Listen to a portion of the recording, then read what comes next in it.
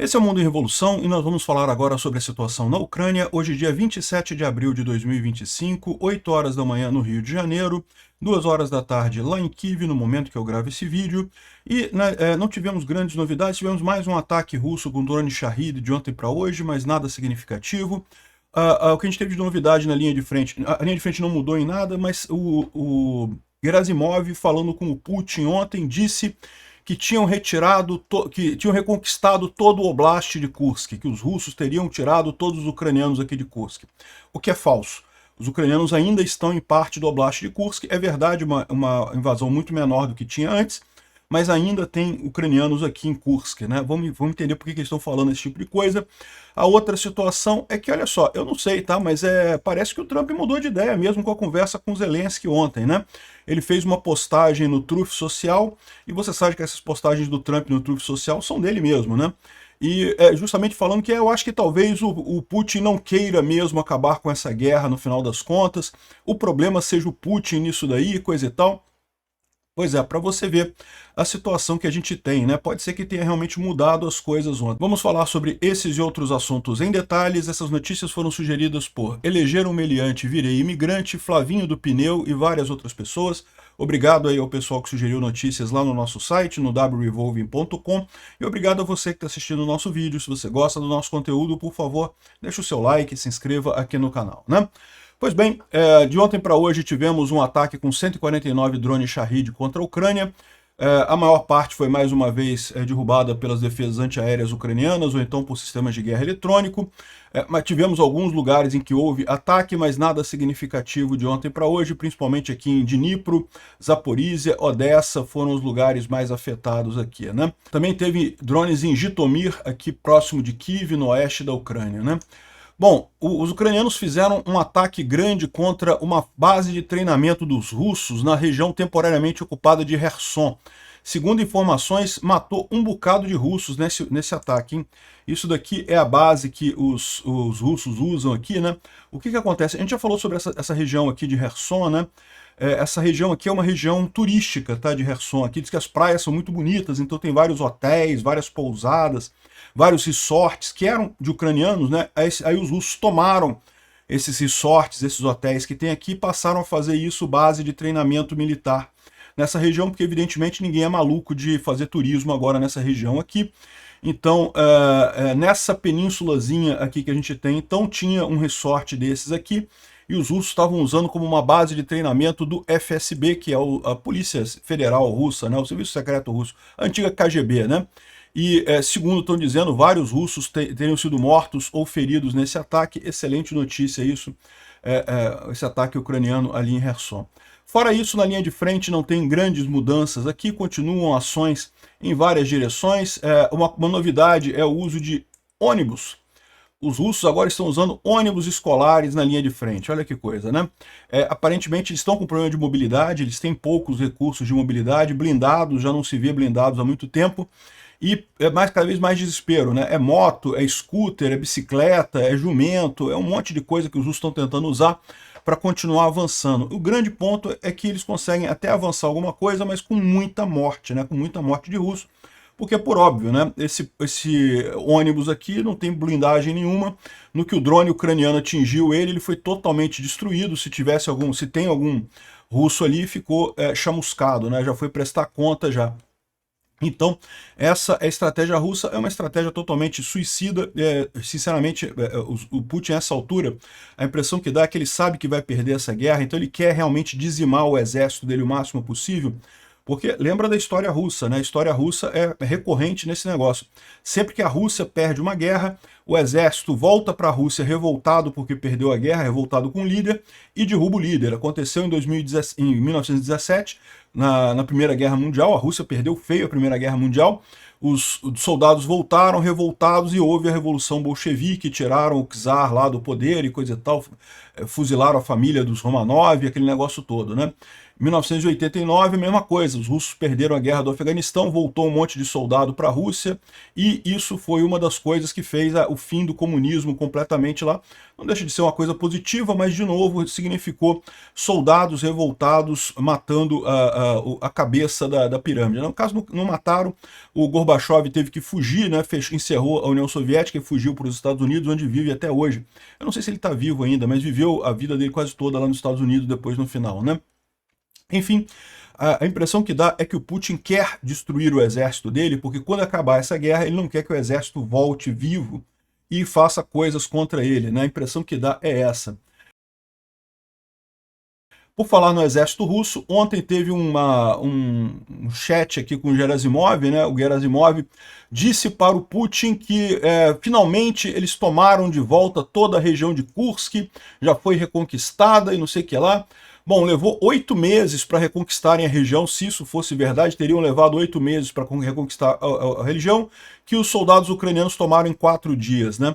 Então isso mostra aqui uma diferença fundamental. E além disso, é mentira, tá? Porque isso daqui, por exemplo, é uma imagem de um ataque ucraniano contra uma base russa lá em Kursk. Ainda tem batalha em Kursk. Os ucranianos mostram esse mapa aqui, ó. Você tem essa parte de Kursk ainda tomada pelos ucranianos, bem como essa parte aqui que inclui Kursk e Belgorod, aqui também aquela região de Popovka, Demodivka, essa região aqui também de Belgorod que está tomada pelos ucranianos também, né? Então, na verdade, isso é mentira, né? O que o pessoal está dizendo aqui, ó, é por que a Rússia está fazendo essa campanha de propaganda anunciando que as forças ucranianas não estão mais em Kursk, né? Porque as forças ucranianas ainda estão em Kursk, né? E também estão em Belgorod. E isso está ficando muito ruim para o Putin, né? Ele não conseguir tirar as tropas ucranianas de lá de jeito nenhum, né? A impressão que dá é que o Putin está se preparando mesmo para o fim dessa guerra, então ele está começando a cantar vitórias que não existem no final das contas, né? Bom, o Instituto para o Estudo da Guerra fala aqui justamente sobre isso. O Gerasimov dizer que no dia 26 de abril as forças russas tiraram as forças ucranianas. Besteira completamente, né?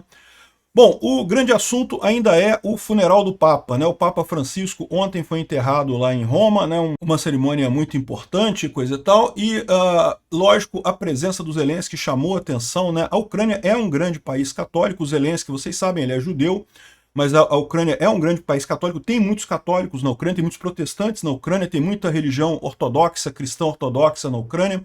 Então os judeus também, tem muitos judeus na Ucrânia, né? Toda a parte do hassidismo, todo o judaísmo hassídico, né? Que é uma parte grande do judaísmo mundial hoje em dia, nasceu na Ucrânia, né?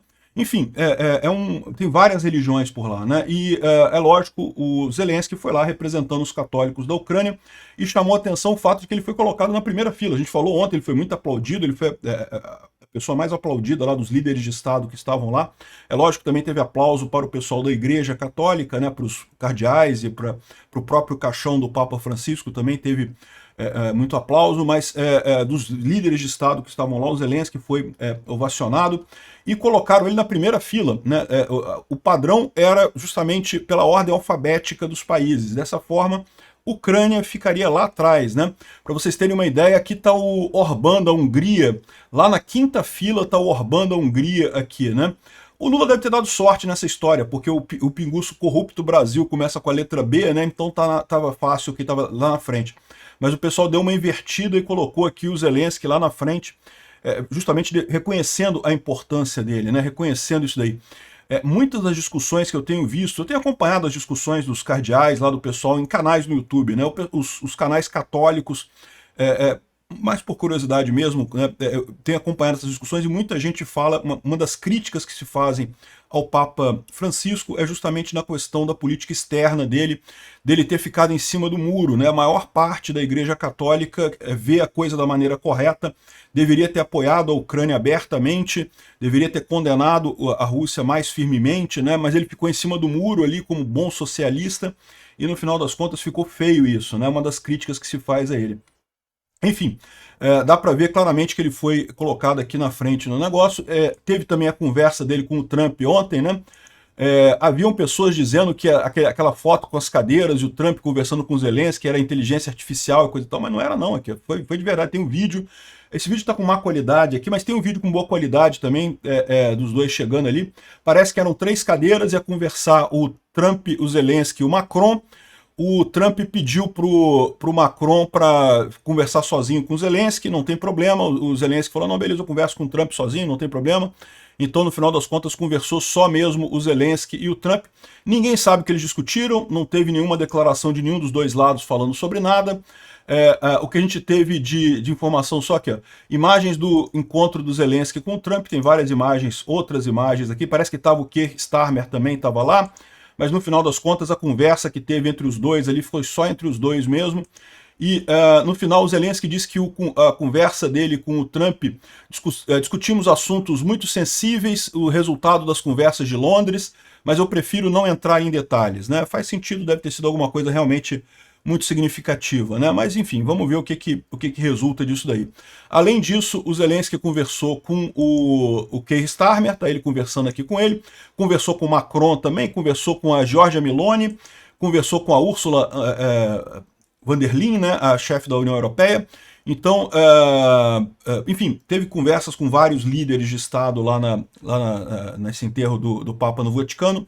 Então, realmente, acabou sendo algo útil nesse sentido, né? Primeiro porque mostrou uma disposição da Igreja Católica de reconhecer o erro do Papa Francisco e assumir a posição correta nesse negócio. E depois porque indica que, olha só, parece que o Trump pode estar mudando de ideia realmente. Eu não sei o que eles conversaram ali, o que foi falado ali. Foi uma conversa rápida, tá? Foram 7 minutos de conversa, segundo as pessoas que acompanharam. 7 minutos, assim, dá para conversar assuntos, não dá para ser, não é uma coisa muito longa, mas também não teria como ser, né? Porque estava no meio da cerimônia ali do Papa, não tinha como eles ficarem atrasando a cerimônia do Papa. Ah, um ponto importante, eu falei no vídeo de ontem que havia sido combinado uma outra conversa depois com a Giorgia Meloni e o Trump, mas aparentemente essa outra conversa não aconteceu, tá? O Zelensky falou com a Giorgia Meloni, mas não com o Trump depois. O Trump voltou para os Estados Unidos imediatamente porque tinha assuntos a tratar. Enfim, agora, o que ele diz aqui, ó, isso aqui foi uma postagem do Trump lá no Trump Social. Não importa qual acordo eu faça com respeito à Rússia e à Ucrânia, não importa quão bom isso mesmo o melhor acordo jamais feito, isso está, o New York Times vai falar mal disso, né? Bom, ele começa criticando aqui o pessoal do New York Times, reclamando da imprensa, tradicional textão do Trump, né? Mas aqui no final ele fala uma coisa interessante, né? Com tudo isso dito, não tem razão para o Putin ficar atirando mísseis em áreas civis na Ucrânia, cidades grandes cidades, pequenas cidades, nos últimos dias. Isso me faz pensar que talvez ele não queira parar essa guerra. Talvez ele esteja só me arrastando nessa coisa, esteja me iludindo nessa conversa, e talvez ele não queira mesmo parar essa guerra. E talvez a gente tenha que lidar com sanções bancárias ou sanções secundárias. Muitas pessoas estão morrendo, né? Ou seja, isso é uma mudança de estilo do Trump muito importante, né? Ou seja, ele está, pelo menos agora, pressionando o Putin, já é alguma coisa, né? Quem sabe ele não está no meio do caminho do convencimento do lado correto dessa história, né? O pessoal, os bloggers russos estão chateados aqui. Esse cara aqui, ó, esse blogger russo aqui, ele está falando aqui o seguinte, olha só. Ah, o Putin talvez não queira parar a guerra, ele está apenas me sacaneando, apenas me arrastando, disse o Trump. O Putin não tinha razão para disparar foguetes em áreas civis, cidades e vilarejos. Isso me faz pensar que talvez ele não queira parar a guerra, esteja apenas brincando comigo, apenas me sacaneando, que nós precisamos lutar contra ele de forma diferente, com sanções secundárias ou bancárias, né? Aí o cara falando aqui, que diabos, o que o Zelensky conseguiu sussurrar no ouvido do Trump para ele mudar tudo em só 2 minutos? Não foram 2 minutos, tá? Foram 7 minutos, mas de qualquer forma foi uma conversa rápida, né? Alguma informação surgiu ali que foi significativa nessa história. E você pode ver também o desespero das Russettes lá nos Estados Unidos. O Tucker Carlson ficou desesperado, entrou no modo totalmente desespero de propaganda russa e coisa e tal. Ele disse ontem que, depois dessa declaração do Trump, eles estão preocupados, porque, de novo, é o que eu falo para vocês, essa coisa em torno do Trump, ele é muito guerra de propaganda. O pessoal estava tentando convencer o Trump de que a Ucrânia estava acabada, que ele tem que alinhar com a Rússia, porque a Ucrânia não consegue mais nada, não sei o que lá. E agora o Tucker Carlson, esse cara claramente está ligado ao Putin, está claramente na folha de pagamento do Putin, não tem nenhuma dúvida. Ele dizendo aqui, ó, não porque a Ucrânia está em guerra com a cristianidade, com os cristãos e não sei o que lá, que coisa sem sentido isso, né? Aí também a Ucrânia agora abraçou o transgenderismo, Que coisa é essa? Que coisa mais maluca, coisa mais sem sentido. Sabe lá que tipo de propaganda russa estragada que esse cara andou fumando, que realmente, eu vou te falar uma coisa, cara, ele tá com problemas, né? Sim, né? Na Ucrânia você não tem as punições. Na Rússia, segundo o decreto do Putin, é proibido ser gay agora. Você fazer declarações a favor de transgêneros e gays é proibido. Mas, pô, caramba. Dizer que está abraçando o transgenderismo, que história é essa? Pô? Né? Enfim, Tucker Carlson está totalmente desesperado. Podem esperar que muito em breve começam as ameaças de guerra nuclear. Daqui a pouco começa os papos de terceira guerra nuclear. Não, porque o Putin vai usar a bomba. Sempre que o Putin está desesperado, ele começa a falar em usar a bomba, não sei o que lá, os cupincha dele aí começam a falar de usar a bomba, porque vai ter terceira guerra mundial e guerra atômica. Pode esperar, é o roteiro que eles seguem mesmo, né? Ou seja, o que dá a entender esse desespero das Russettes com essa conversa é que parece que alguma coisa quebrou ali na narrativa deles mesmo. Não sei o que foi conversado, mas parece que quebrou na narrativa, né? Agora, de novo, embora o Zelensky tenha falado sobre acordos de paz e coisa e tal, eu não acredito que vai sair esses acordos de paz, tá? Ou seja, a questão toda é convencer o Trump de que não vai ter nada. O ministro das Relações Exteriores da Ucrânia, o Dmytro Kuleba, está falando aqui ó, que em termos de negociações para terminar a guerra, nós estamos na mesma posição que estávamos ano passado, ou seja, não tem nenhuma mudança, não mudou nada. Toda essa conversa do Trump é totalmente inútil, não chega a lugar nenhum no final das contas, né? E eu concordo com ele, tudo isso daí, essa ideia de acabar com a guerra é justamente o Putin jogando através do Trump. O Putin queria que o Trump ganhasse a guerra para ele, né? Por quê? Porque ele está desesperado, ele está perdendo a guerra, né? O Johnny Ascola, que é um comentarista da Finlândia, está falando aqui justamente o porquê que o Putin está perdendo a guerra não provocada que ele começou na Ucrânia.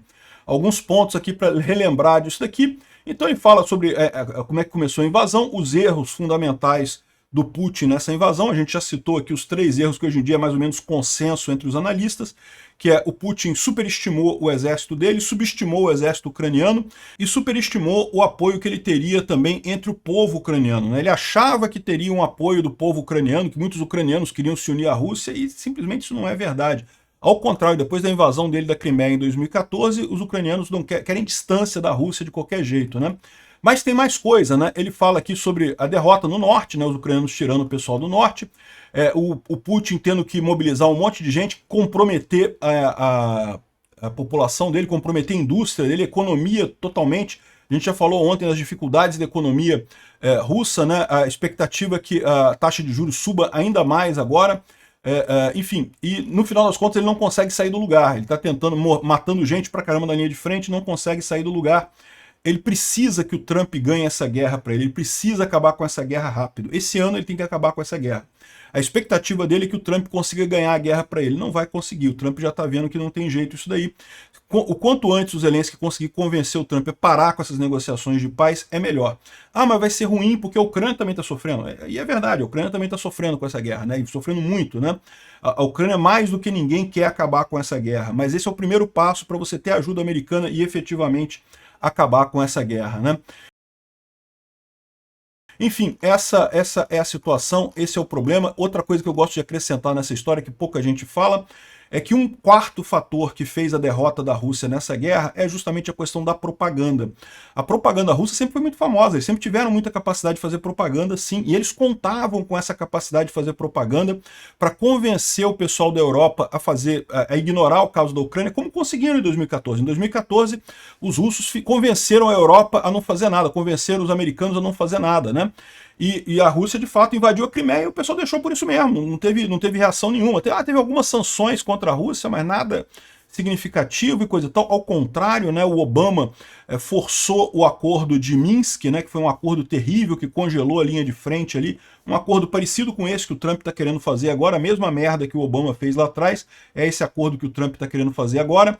Então, ou seja, mas por que isso? Porque na época você não tinha a opinião pública a favor da Ucrânia e contra a Rússia. Naquela época, 2014, você ainda tinha muito pouca influência da informação descentralizada e distribuída. A propaganda russa, ela é muito eficiente no modelo centralizado, sempre foi. Eles são esquerdistas, gente, ele é a União Soviética, é o pessoal do comunismo, toda aquela teoria do Gramsci de infiltração em redes de televisão, universidades e coisa e tal. Isso nasceu na cabeça desse pessoal, esse pessoal que fez isso no mundo inteiro, né? Aqui no Brasil a gente tem leiam jornais absolutamente de esquerda, exatamente devido a essas táticas que foram ensinadas pela União Soviética para os esquerdistas aqui do Brasil.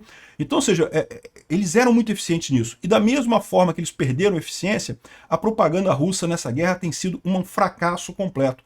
Tentaram convencer algumas pessoas, sempre vai ter otário, né? Mas conseguir convencer um grande número de pessoas por um tempo significativo, eles não conseguem. Então realmente é impressionante esse desespero do Putin, é o que vai acontecer, né? E já estão começando a conversar, o Lindsey Graham está falando agradecendo ao Trump por trabalhar com esse fim da guerra do Putin, não sei o que lá, e está introduzindo uma lei bipartidária com já 60 patrocinadores para impor tarifas secundárias em qualquer país que compre óleo russo, gás, urânio ou outros bens. Aí Lula, tá ligado, né? Isso vai bater aqui no Brasil, né? Porque o Brasil ainda compra diesel da Rússia, é um absurdo isso. Quem sabe com essa ameaça de sanção, o Brasil não faz a coisa certa e para de comprar óleo diesel sujo de sangue, para de comprar fertilizante sujo de sangue. Ninguém precisa de fertilizante sujo de sangue, ninguém precisa de óleo diesel sujo de sangue. Enfim, vamos falar sobre outras notícias aleatórias aqui. A produção dos obuses autopropelidos, o Bodana, que é de fabricação ucraniana, já chegou a 36 unidades por mês, né? Os ucranianos têm conseguido aumentar muito a produção interna na Ucrânia de material bélico, isso é uma coisa muito positiva. Naquela live lá com o Putin, o Gerasimov reconheceu pela primeira vez que tem tropas da Coreia do Norte combatendo os ucranianos ali no território russo, ou seja, é a primeira vez que a gente tem essa visão de que tem gente realmente, os russos confirmando a presença de soldados da Coreia do Norte, né? E finalmente o Lula, como não poderia deixar de ser, o pinguço corrupto que estava todo leve, livre, saltitante lá no Vaticano fazendo turismo com a Janja, todo mundo rindo, né? A Janja rindo, o Lula rindo no funeral do Papa e coisa e tal. Ele pediu o fim da guerra entre Rússia e Ucrânia. Olha só que coisa, né? Igual é um idiota que não sabe nem do que está falando e quer dar bedelho, e pior, de novo com a ideia de equivaler a coisa, dizer que não, que os dois têm que parar de brigar. Como que os dois têm que parar de brigar, meu amigo? Um invadiu o outro. O que invadiu é que tem que sair do lugar que foi invadido, porra. Não tem esse negócio que os dois têm que parar de brigar. Só na cabeça retardada desse pinguço corrupto que seria justo isso daí, né? Um idiota. E ele confirmou, tá? Ele vai no dia 9 de maio lá na Rússia também, para nossa enorme vergonha, ver a bandeira brasileira lá na parada da russa, lá do Putin, do invasor, do agressor contra a liberdade mundial. Que vergonha, que vergonha. Obrigado por assistir o vídeo até o final. Se gostou do conteúdo, não esqueça de deixar o seu like, isso ajuda o canal a crescer e a chegar para mais gente. Se não gostou, deixe o dislike e explique nos comentários como podemos melhorar. Comente também sugestões de temas que podemos trazer por aqui. Comentários insultuosos ou defendendo ditaduras e criminosos de guerra serão sumariamente bloqueados. Agradeço a compreensão. Se ainda não é inscrito no canal, considere se inscrever clicando no botão inscrever-se abaixo e marcando a campainha para todos os avisos. Se quiser ajudar o canal, veja no nosso site como você pode fazer isso.